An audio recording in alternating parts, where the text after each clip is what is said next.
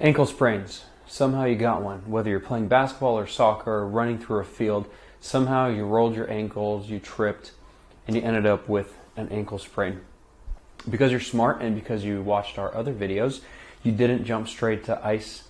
You didn't start elevating, you didn't rest it. What you did instead was you activated the muscles, you got range of motion to decrease the swelling through unweighted, unresisted exercises. Then you started building the foundation of ankle stability through some resistance exercises, including isometrics and eccentrics. So now you're ready to run, go back to sport, right? Well, not so fast. Let's look at one of the other common reasons for chronic ankle sprains. When you have one ankle sprain, you're going to have a second one, and it's going to keep going until you start getting it fixed. One of the biggest overlooked areas is that foot and ankle combined movement. So we want to make sure that the ankle can stabilize, sure, but also look underneath it. We want to make sure that the arch is able to support the ankle. So what we're going to talk about right now is how to activate the muscles of the bottom of the foot and how to integrate that with some ankle stability and control. So what we're going to do first is think about the muscles on the bottom of the foot. We don't really care about these right now. These muscles come down and attach to the toes. But these right here also attach to the toes and attach to the bones of the foot so that it can build the arch. The first exercise we're going to do is the alternating toes. If you've seen another video of ours, we do this a lot. We do this a lot in treatment. So just as a review to most of you, what we're going to do is push down the toes. We're looking at the balls of the toe, or the pads of the toe. We're going to push down. Once we have good pressure here, we're going to lift the big toe up and then push down. Lift the small toes up, push down. That's all we're going to do. When you're doing that, you should feel the muscles underneath the bottom of the foot work, turning on, turning off. All right, but if you notice, I'm going to turn this way. What you're noticing is that as my toe comes up, you see that little rotation in? Well, that's a really good way to sprain your ankle. So what we're going to try to do is we're going to try to get the foot muscles and the ankle muscles to work together. To do that, we're going to show a arch stability exercise, then integrate that with some ankle stabilization. So exercise number one, even if you're rocking a little bit, still do those alternating toes. That's a really good way to learn how to use these muscles. Because the next exercise is a little bit more difficult. This is a short foot exercise. So what we're going to do is pretend that your foot's in a box. You're not going to pull the heel back. You're not going to curl the toes. Because again, the ones that curl the toes originate up here. All we want is to work these muscles in here.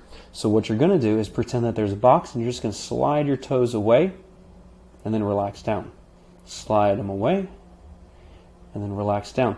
We're not curling, we're just sliding everything back as well as you can. So when you're doing this, you should start feeling a little bit of an arch or a little bit of a cramp in the arch. When you do feel that, that's when you know you're doing it right. But again, as we're doing this, it's really hard to keep that knee stable. A lot of times what we'll do, we'll see this motion. What we want to be able to do, keep the knee still, keep the tibia and the fibula still, just move the foot. So to do that, what we're going to do is use a little bit of a tactile cue. Grab a little band. The band's going to go around the ankle really, really low, so it's below the lateral malleolus. And we're going to put some tension on it. So as you notice, when there's tension, it's rolling in. We're getting to that nasty pronated position. Now, obviously, we don't like this. So what we're going to do is we're going to fix that foot position. Now, we're not going to do this. We're not going to move at the hip. What we're going to do is move at the ankle, like that. That motion right there. What we're doing is we're getting that ankle and foot into a supinated position. Once you're here in this position, we're going to go through those first two exercises. Toes down, big toe up, big toe down, little toes up. Big toe up, little toes down, big toe down, little toes up. So now you notice there's a lot less movement this way because that band is telling me keep everything pulled out. Okay? So next we're going to go through that short foot exercise. Keeping that pressure down, keeping that pressure on the ankle, drive the ankle out, short foot, relax. Short foot, relax. There's not much movement here. But even here, I do this quite a bit. My arch is burning right now. I feel the muscles working. I feel these muscles in here and here trying to stabilize the ankle.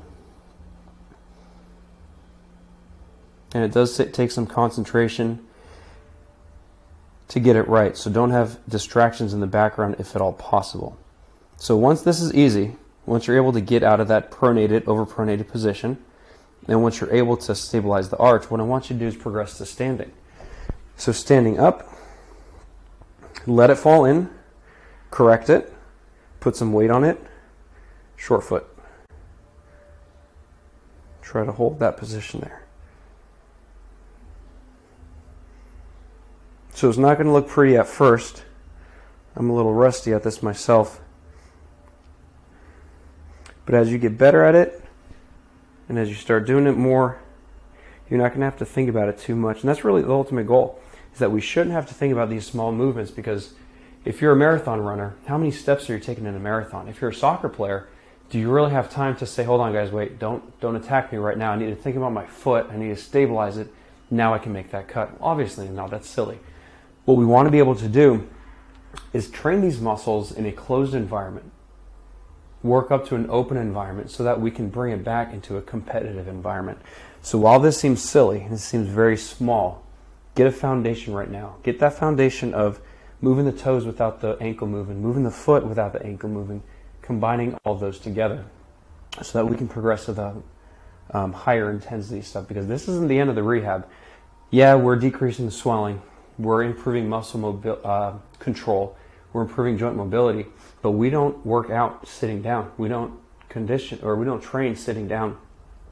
So we need to get the foundation now so that we can do more of the plyometric and the strength work and the speed work in a safe position.